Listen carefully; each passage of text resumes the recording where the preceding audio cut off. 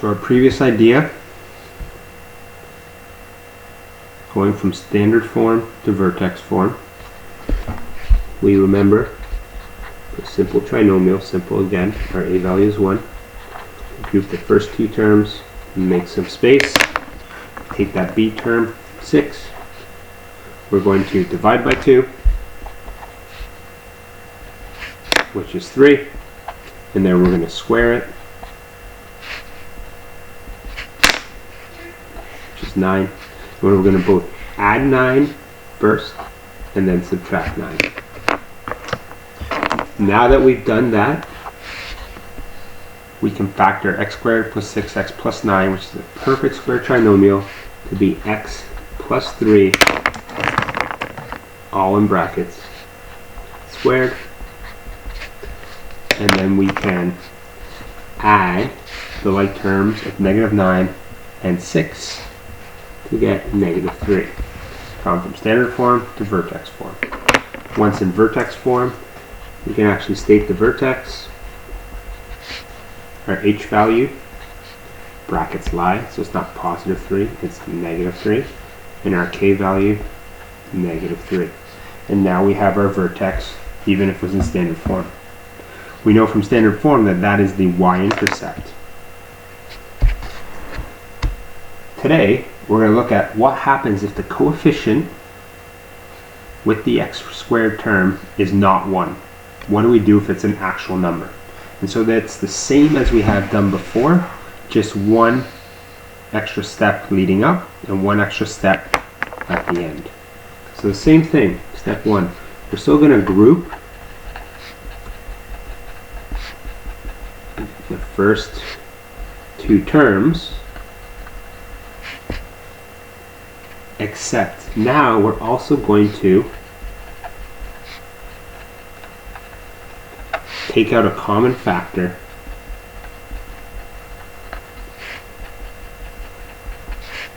put in green the a value. So we're actually going to factor out the a value.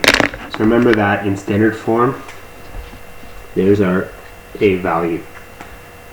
So now, getting used to actually grouping the first two terms, I'm just going to factor out the a.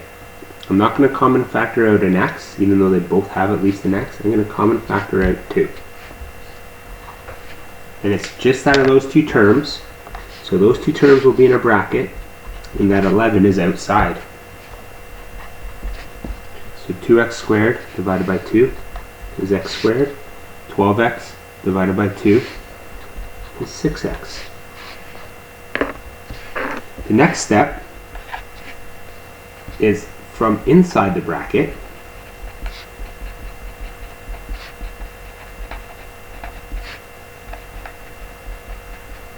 we're going to do what we did before. We're going to both add and then subtract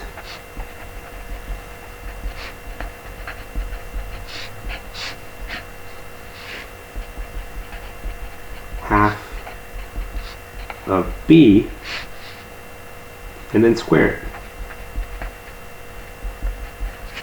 it. Or b divided by 2 squared.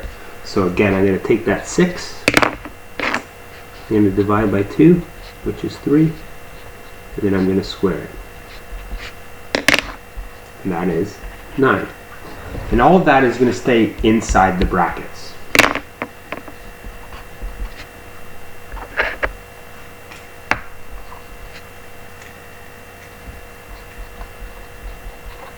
The 6x isn't gone. I just used it to decide how to get a perfect square trinomial. That all happens inside the bracket. That 11 is still nice and lonely all by itself outside. We have a perfect square trinomial inside the brackets, but we got something extra hanging on. We got to get rid of that negative 9 from the brackets so that we only have our perfect square.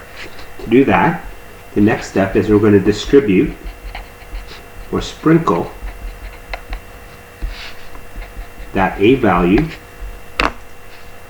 It should be a small letter A.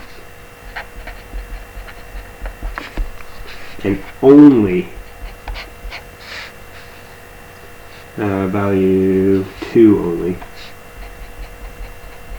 The last, I'll put term in blue just so we can see here. So only the last one.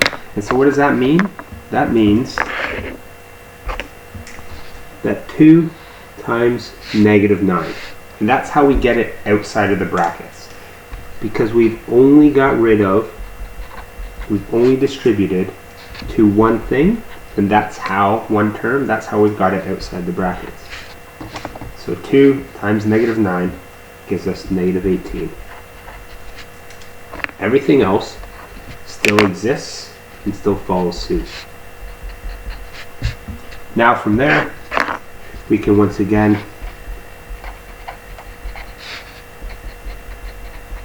group the perfect square trinomial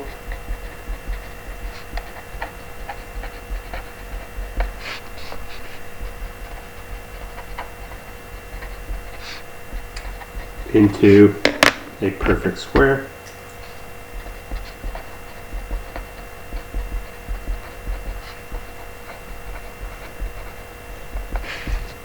So again, what does that mean?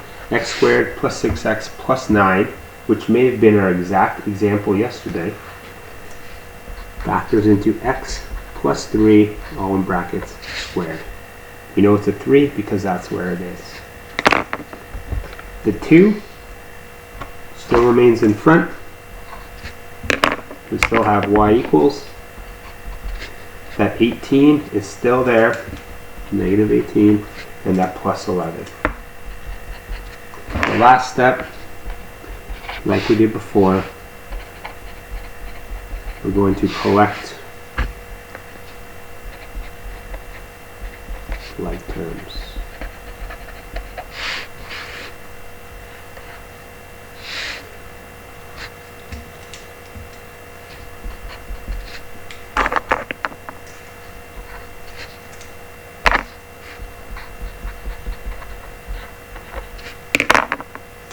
-18 plus 11, -7. Now that it's in vertex form, we can actually state the vertex.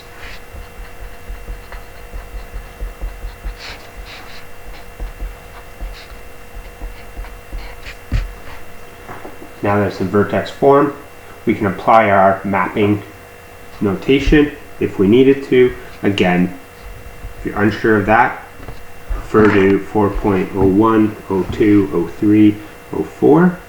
But again, that would be like xy is going to map to x minus 3 to y minus 7.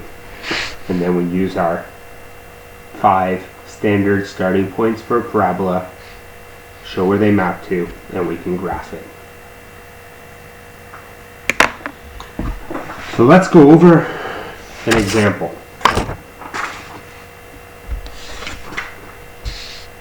We're going to do example B. It's got a negative. Even if it's a -1, my first step, factor out -1 from the first 2 terms.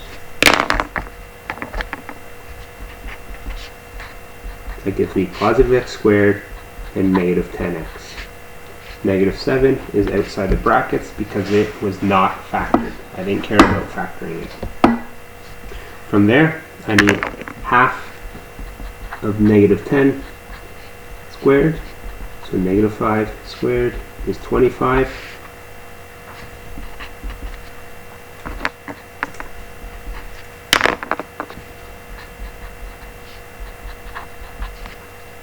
Going to both first add 25, then subtract 25, and all of that stays within the brackets. -7 is out. Now I'm going to distribute -1 times -25. It's going to give me positive 25, and that's how it is taken outside of the brackets. -1 is still in front.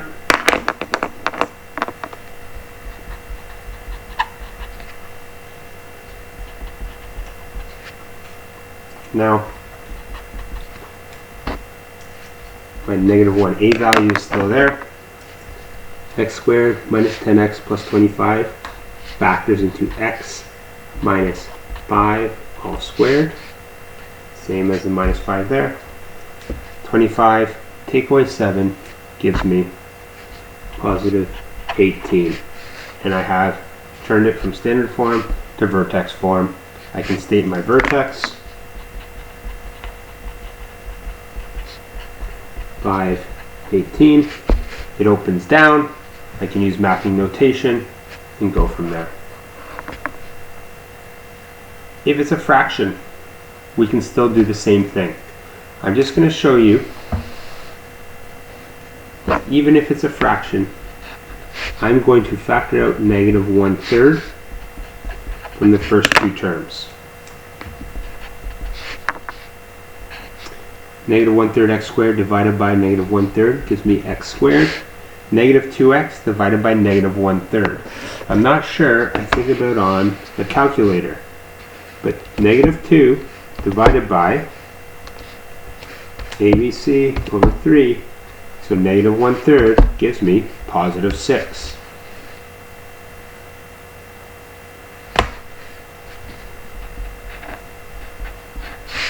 That's something I can work with.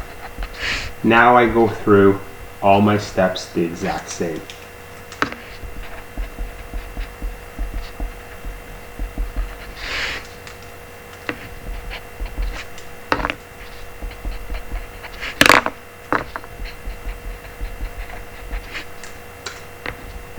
Adding 9 and subtracting 9.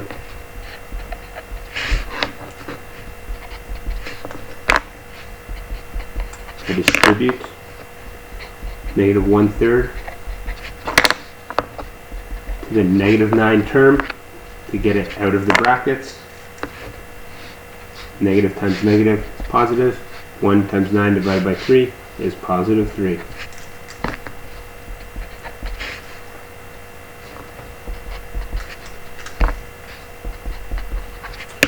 I factor my perfect square trinomial, and this will always work because I've chosen what number goes there to make that a perfect square.